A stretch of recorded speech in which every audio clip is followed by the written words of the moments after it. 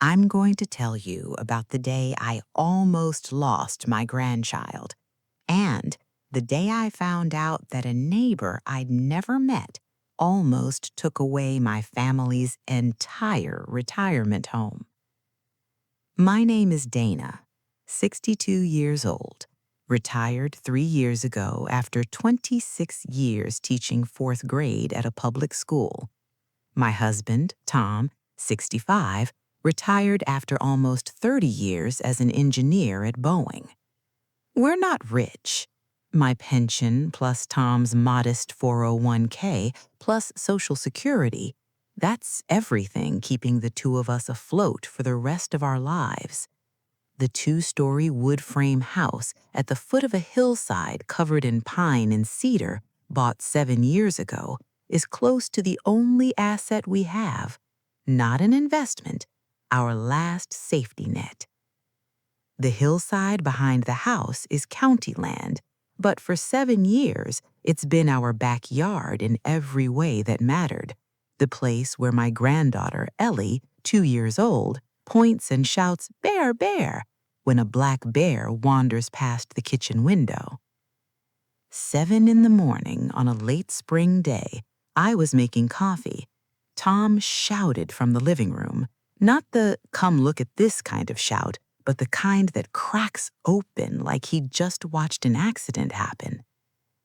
On the trail camera screen, a tree the size of a telephone pole was crashing down the hillside, tearing through brush, bouncing off rocks, and coming to rest a few hundred feet from our backyard, right where Ellie sat scooping sand every afternoon. My hands shook so badly the coffee spilled across the floor. There was only one thought in my head. If it had come down 30 minutes earlier, right when she'd have been out there. And then another thought, colder. This house is our entire retirement. If the hillside slides in one rainy night, we don't just lose the house, we lose the whole rest of the life we'd planned. I called my daughter, Mia, right away. Her voice shook over the phone. "Mom, I was about to bring Ellie over there this afternoon." Just that one sentence, and I had to sit down hard in the kitchen chair, my legs too weak to hold me. Tom and Frank, our neighbor of 20 years, walked up to look. Half an hour later, he called back, his voice breaking. "Dana, this wasn't a tree that fell in a storm." I stood alone in the kitchen at that moment, looking out the window at the backyard where Ellie always sat scooping sand, where we used to joke that when she got older, she'd learn to ride a bike on that very lawn.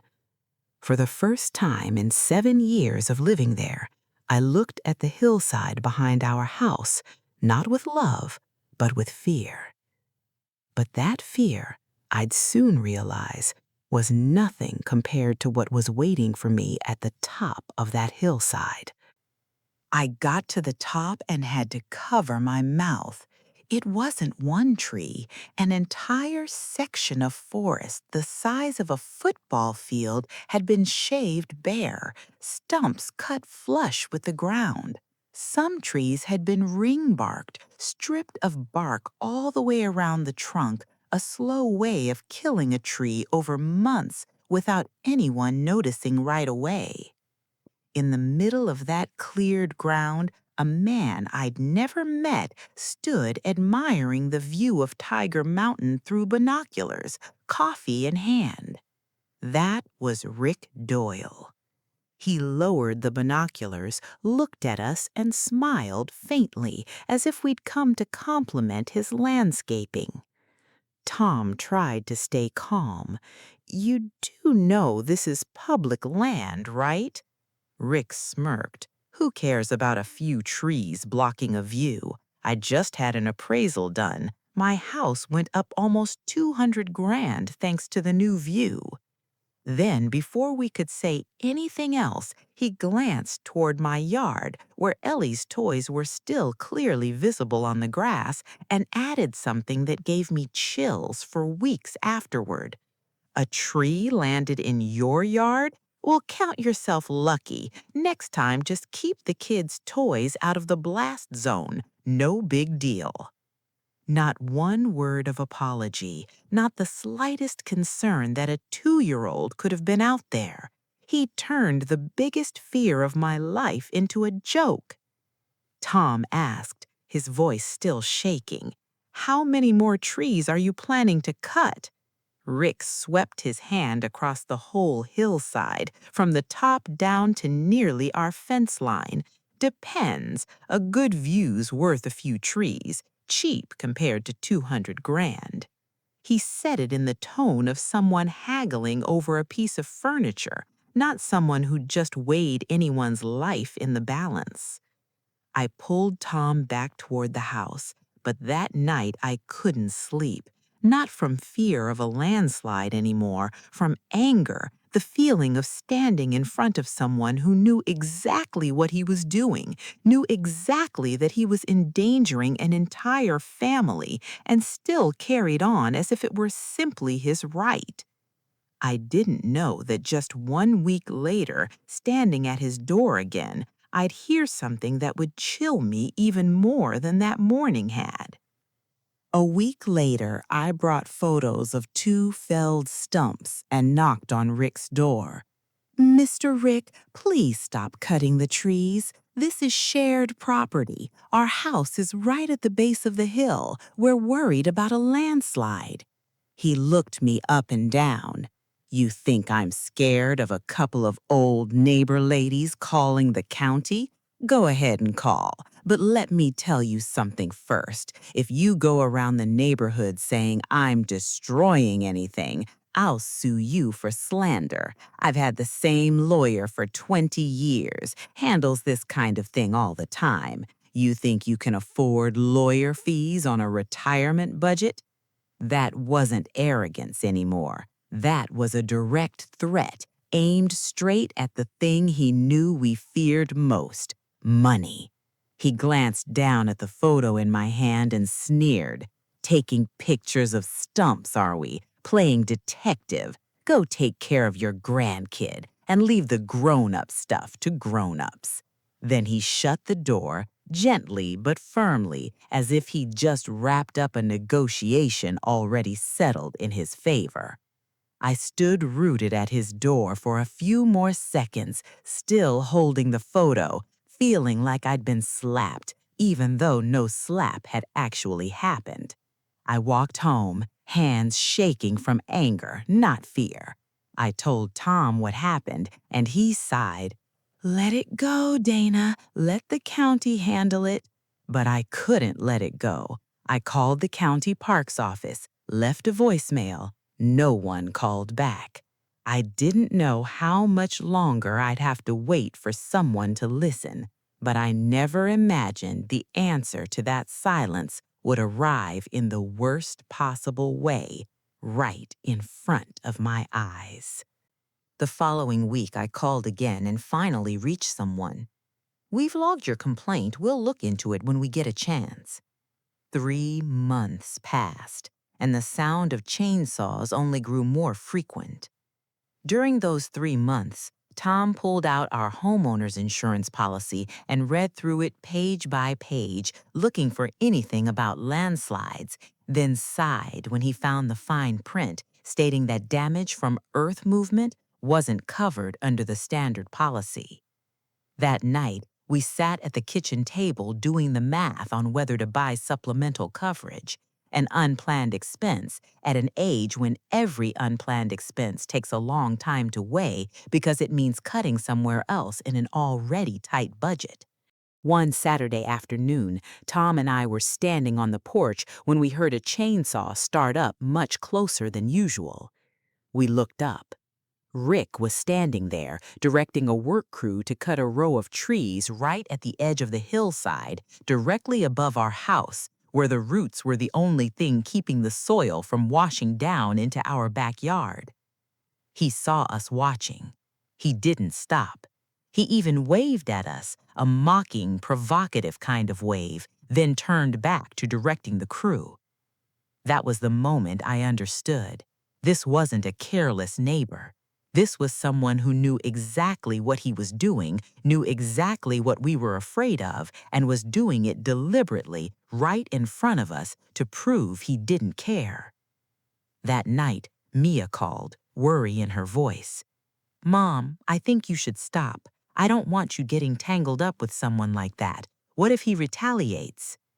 I understood my daughter was worried about me, but I also knew that if I stayed silent now, I'd never forgive myself if something happened to Ellie later.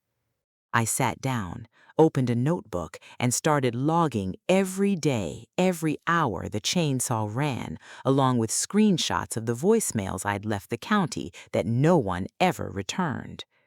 I didn't know what to call what I was doing then. Later, I'd learned the legal term was building an evidence file.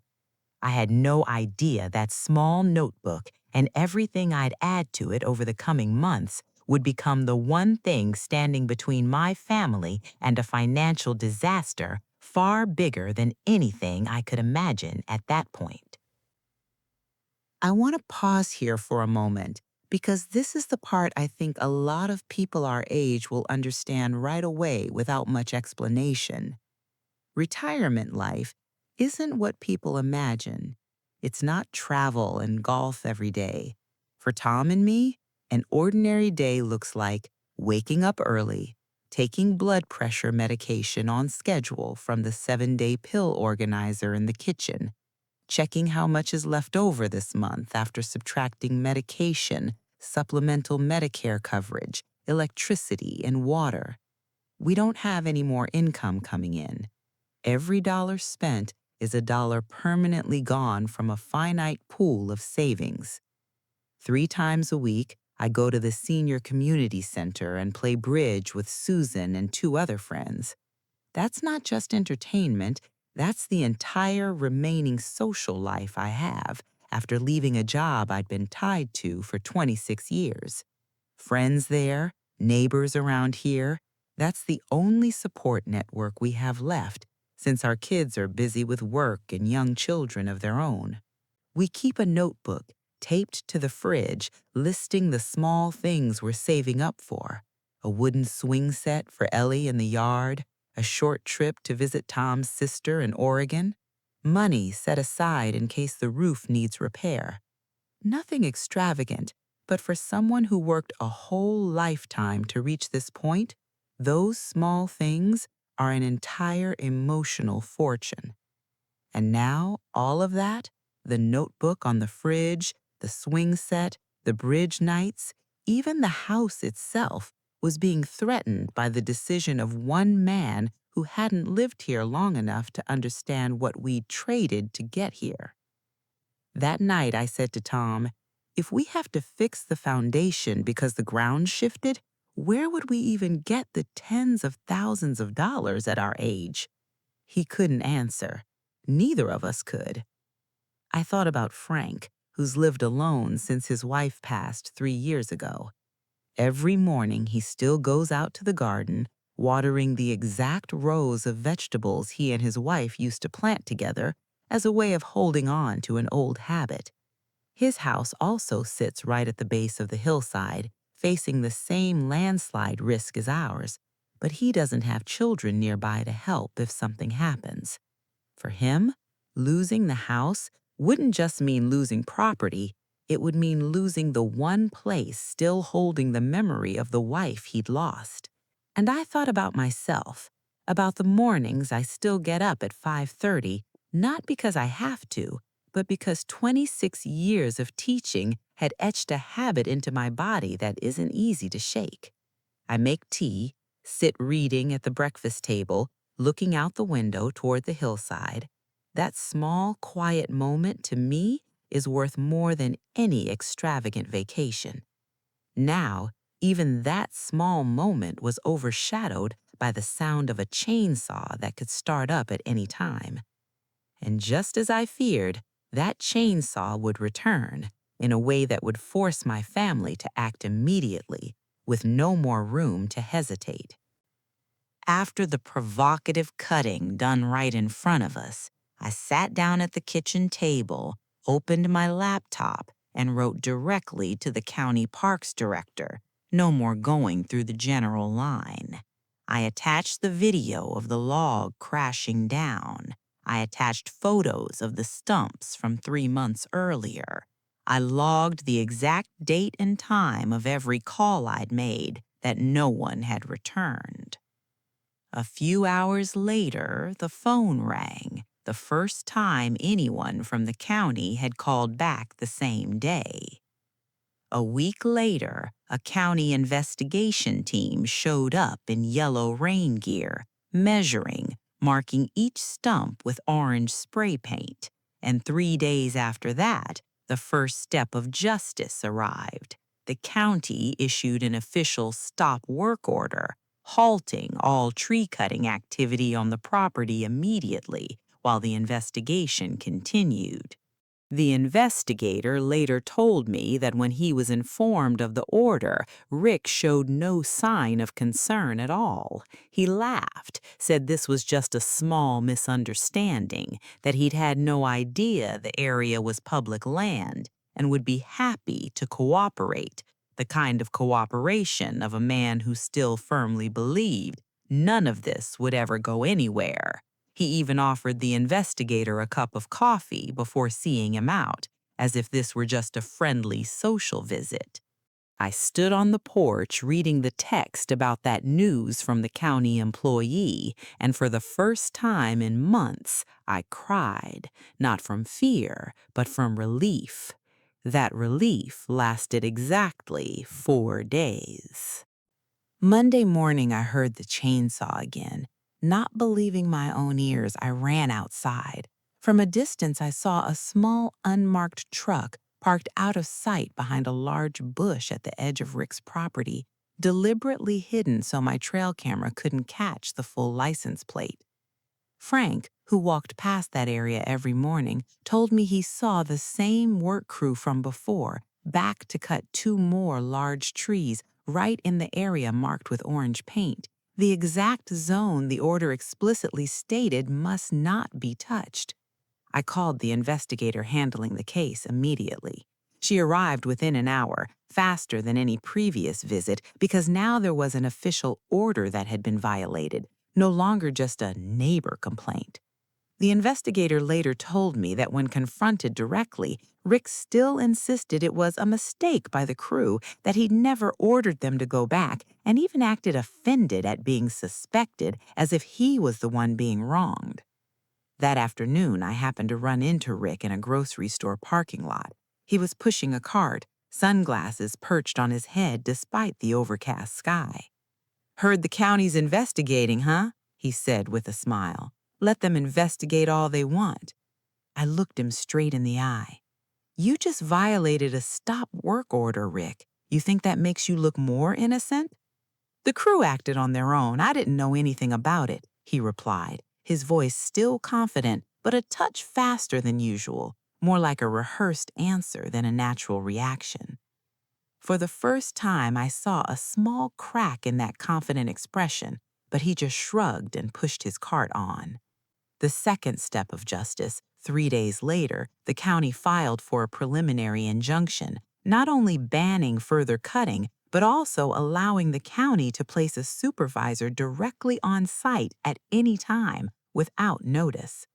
The court granted it within 48 hours, faster enough to surprise even the investigator herself. She told me the violation of the initial stop work order was exactly what pushed the judge to decide so quickly. The investigator also shared a detail that gave me chills. The county's forensic team cross-referenced growth rings on the newly cut stumps with weather data and confirmed the trees had been cut in the exact window my trail camera had recorded the truck's presence. There was no more room left for denial. But denial, I'd soon learn, was not the only thing Rick Doyle was willing to do to get out of this. One evening, I sat with Susan on her porch, each of us with a cup of tea, a cold wind blowing off the now bare hillside. Susan had worked as an ER nurse for 40 years. "You know what Rick said to me," I told her. "He said, go ahead and sue. See if I can afford a lawyer." Susan set her cup down, looking out at the hillside. Dana, people like that think folks our age don't have it in us to see something through, but they don't know we've lived through more than they could imagine. I spent decades keeping people alive with these two hands at 3 in the morning. I'm not scared of some real estate guy who thinks he's tough. But that night, back home, I still couldn't sleep. I lay staring at the ceiling, doing math. If the case dragged on for years, legal fees, even though we were only witnesses, not defendants, could still pile up if Rick actually followed through on his threat to sue me for slander.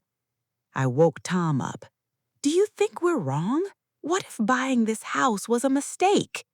He sat up in the dark. "Dana, we're not wrong. The one who's wrong is the person who thinks he has the right to destroy something that isn't his. We're just standing up and saying no." A few days later, word of the injunction spread through the whole neighborhood at the base of the hill. Carol, who lived 3 houses down, someone I'd only ever exchanged polite greetings with over the years, showed up unannounced with a tray of baked goods. "I heard what's going on," she said, setting the tray on my kitchen table. "If you need someone to testify or just someone to sit with you when things get tense, call me." That was the first time I realized this fight was no longer just my family's alone. An entire neighborhood quietly had taken our side. But I didn't yet know that on the other side of the hill, something was also quietly shifting inside Rick Doyle himself. After that night talking with Susan, I realized that me alone making calls, me alone writing emails, would always just be one old neighbor lady, as Rick had once put it. But if the whole neighborhood at the base of the hill spoke up together, the story would be different. Around that time, Carol told me she no longer saw Rick standing out with his binoculars in the mornings. His curtain stayed drawn. The sports car he used to drive out every morning now sat parked all day. "Maybe he's inside on the phone with his lawyer all day," Carol guessed. I didn't know if that was true, but one thing was clear. The man who used to stand triumphant in the middle of a cleared forest no longer seemed to want anyone to see him at all. I started with my bridge group. 3 friends, over 200 years of life between us, sat around my dining table one afternoon, not playing cards, but drafting a petition to the county board together, along with signatures from every household at the base of the hill. Carol brought a portable printer. Frank went door to door collecting signatures saying, "I once organized an entire battalion. Getting a few dozen signatures is nothing." Within 3 days, we'd gathered 47 signatures, nearly the entire neighborhood at the base of the hill. We sent the petition along with the entire file I'd been keeping for months, dates and times of phone calls, photos, trail camera video, even the audio recording I accidentally captured on my phone during the parking lot confrontation. That was the first time I felt like I wasn't fighting this alone. Not one retired teacher against a man with his own lawyer, but an entire community of older people, people who'd spent a lifetime working, raising children, paying taxes, and now just wanted to live out their remaining years in peace, together, saying enough. We didn't know how quickly that petition, along with everything attached to it, would reach the public, or in a way none of us could control. Last June, while grading volunteer papers for my old 4th grade class, my phone buzzed nonstop. The neighborhood group chat. "Turn on the news right now." The county parks director stood in front of the cameras, announcing that the county had officially filed a civil suit against 3 households, including Rick Doyle, alleging the illegal cutting of 142 trees on public land. The footage from my trail camera played over and over on the broadcast. Within a few hours, the video had been shared hundreds of thousands of times. And that night, someone sent me a screenshot. Rick Doyle himself, under his personal account, had commented under the news article, writing that the whole story was a bunch of bored neighbors blowing a few trees into a national disaster, and that he had nothing to apologize for.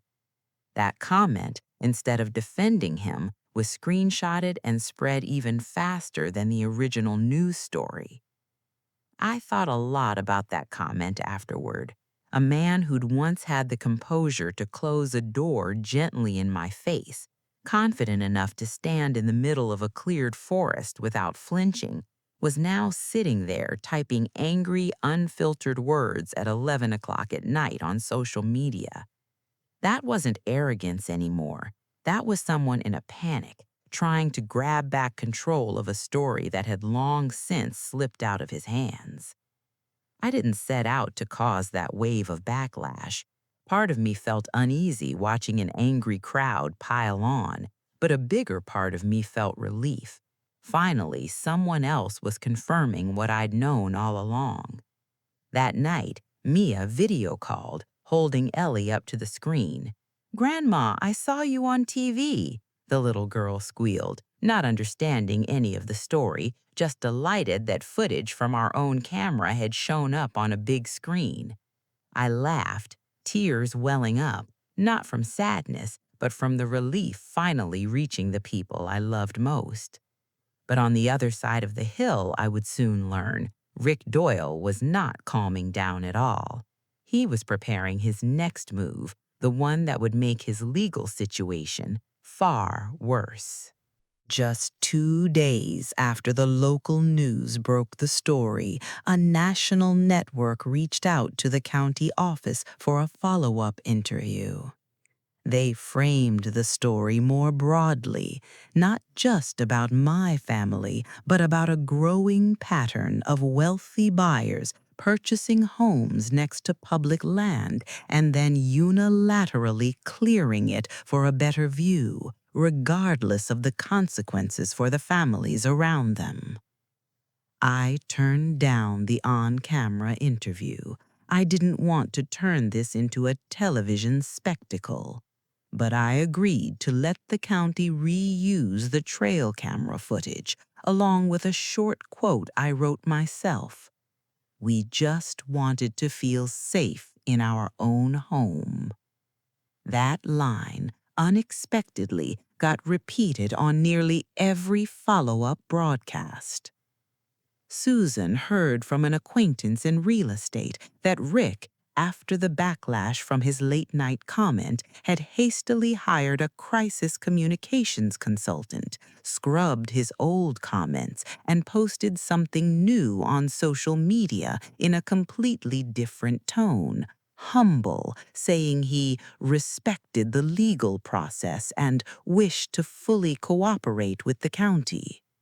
To me, that sudden shift in attitude wasn't a sign of remorse. It was a sign of someone trying by any means necessary to control the damage before things spun any further out of reach. Around the same time, my bridge group and a few other families in the neighborhood started a small fund, not for litigation, but to support Frank, since he was the key witness and the county's attorney had advised him to have his own counsel, provided free through a senior support fund in the area. We each chipped in a little, not much, but enough that Frank wouldn't have to face that pressure alone.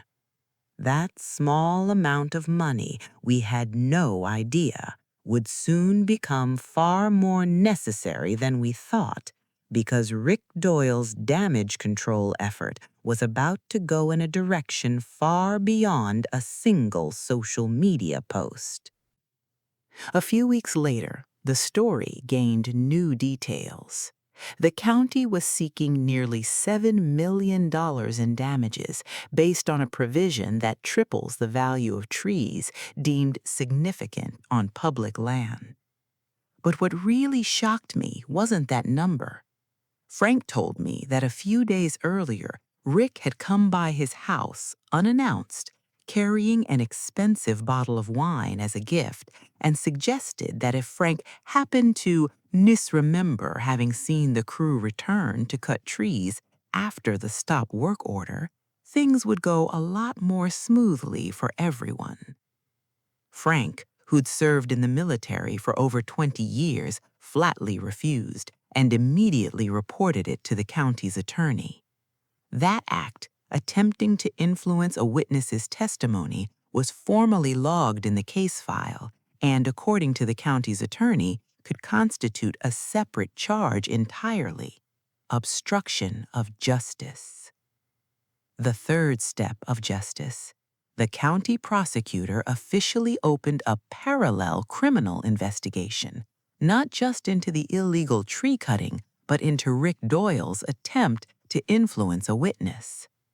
When that news spread through the neighborhood, even people who'd previously stayed neutral began to turn away from him.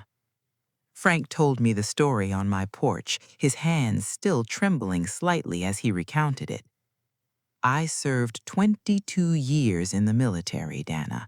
I'm not the kind of man who gets bought off with a bottle of wine. I looked at him, a man in his 70s, alone since his wife passed, still brave enough to flatly refuse someone backed by money and a personal lawyer. I thought, if I had to choose anyone to stand beside me in a fight like this, I couldn't have picked anyone better than Frank. But even Frank's courage couldn't stop the next disaster from landing on Rick Doyle. This time, the blow wouldn't come from a neighbor or a courtroom, but from the very company protecting his own property. Rick's homeowner's insurance company, after learning about the situation through the news, sent an official letter denying coverage for his newly built wood deck and stone fire pit renovation, because that project was directly tied to the view gained through conduct now under legal investigation. At the same time, review pages for his real estate brokerage filled up with one-star ratings from people who had never actually been clients, but had come to know him through the case. A few former clients, according to something Susan heard from an industry acquaintance, canceled deals already in negotiation, unwilling to have their names associated with the 142 tree case. I heard the news about the insurance one afternoon, sitting with Susan over tea on her porch, the exact same spot where we'd sighed together months earlier. This time, we didn't sigh. We just looked at each other and laughed, not out of malice, but the laugh of two people who'd walked a long, tiring road and were finally starting to see light at the end of it. I also want to be fair here. One of the other people named in the lawsuit, not Rick, later explained to reporters that he'd cut trees out of safety concerns. A tree had fallen on his house before, and believed the county had given verbal approval for the cleanup. I don't know if that's true or not. That's for the court to decide. But to me, the line between someone acting wrongly out of fear and someone like Rick openly bragging about a rising home value gained by damaging shared property wasn't a fine one at all. Frank was the first to tell me he'd seen Rick at a nearby convenience store, no longer looking as polished as usual, unshaven, wrinkled shirt, buying a bottle of hard liquor to take home. He looked like a completely different person, Frank said, with no trace of satisfaction in his voice, just a plain observation. His wife, I heard, had also moved out temporarily to give him space to sort out the legal matters, a gentle way of putting what everyone understood to be a marriage coming apart. A few weeks later, I would see for myself the man who once stood triumphant in the middle of a cleared forest, binoculars in hand, now unable to lift his head in front of his own neighborhood. Susan also shared something else, heard from an acquaintance who lived near the top of the hill. Rick's wife, after learning about the witness tampering attempt, had moved out, staying temporarily with her sister. People say she told neighbors she was too ashamed to leave the house, Susan said. I didn't feel happy hearing that. A family falling apart was never something I'd wished for, but I couldn't pretend to be surprised either. Actions always have consequences, even ones that never show up in a court ruling. A few weeks later, the neighborhood held a community meeting at the senior center to share updates on the case. Nearly the whole neighborhood at the base of the hill showed up. Rick came too, not with the confidence he'd shown in the parking lot. He'd visibly lost weight since I'd last seen him, his suit no longer fitting quite right, and he sat quietly in the back corner, arms crossed, eyes on the floor for almost the entire meeting. An elderly man in his 70s, who lived in the neighborhood even longer than Frank, stood up, took the microphone, and turned toward Rick. "Mr. Doyle, I heard you once told Dana she was just an old neighbor lady who wouldn't do anything. I'm even older than Dana, so how's that working out?" The whole room went quiet. Rick didn't lift his head right away. When he finally spoke, his voice was small, almost a whisper. "I have nothing further to say except that I'll comply with whatever the court decides." Afterward, it was my turn to take the microphone. I hadn't prepared a speech. I just said what was in my heart. I'm not standing here out of personal grudge. I'm standing here for my granddaughter, for Frank, for everyone who's lived long enough at the base of this hill to consider it part of their own home. We shouldn't need to be wealthy or have our own lawyer to deserve to feel safe in our own neighborhood. The room applauded, not loudly, but warmly enough. He asked to leave early. No one stopped him. But that meeting, I would soon realize, was only a preview. A few months later, in a different room, Rick Doyle would face something far more daunting: the final verdict. A few months after that meeting, the actual trial took place. The courtroom was small, nothing dramatic like in the movies, just fluorescent lighting, hard wooden benches, and the faint hum of a ceiling fan. I sat in the third row between Tom and Susan, our hands clasped tight. Rick Doyle sat at the defense table, gray suit, but for the first time I saw him look noticeably smaller than the man who'd once stood with binoculars admiring the mountain view. The judge, an older woman with a slow but steady voice, read the verdict without rushing, as if she understood every word she spoke would shape the rest of many lives in that room.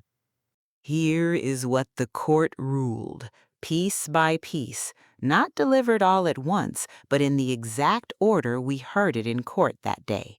First, the court confirmed civil liability. Rick Doyle and the two remaining households were ordered to pay the county nearly $7 million combined under a provision tripling the value of trees destroyed. Next, the court addressed the witness tampering matter. The prosecutor formally charged Rick Doyle with an additional criminal count, separate from the property destruction charge, something the other two households did not face since they had engaged in no similar conduct. Then, the court issued a mandatory remediation order. The defendants were required to pay out of pocket to hire geological and forestry experts to stabilize the hillside, plant new saplings, and install erosion control systems, to be completed before the rainy season under direct county supervision.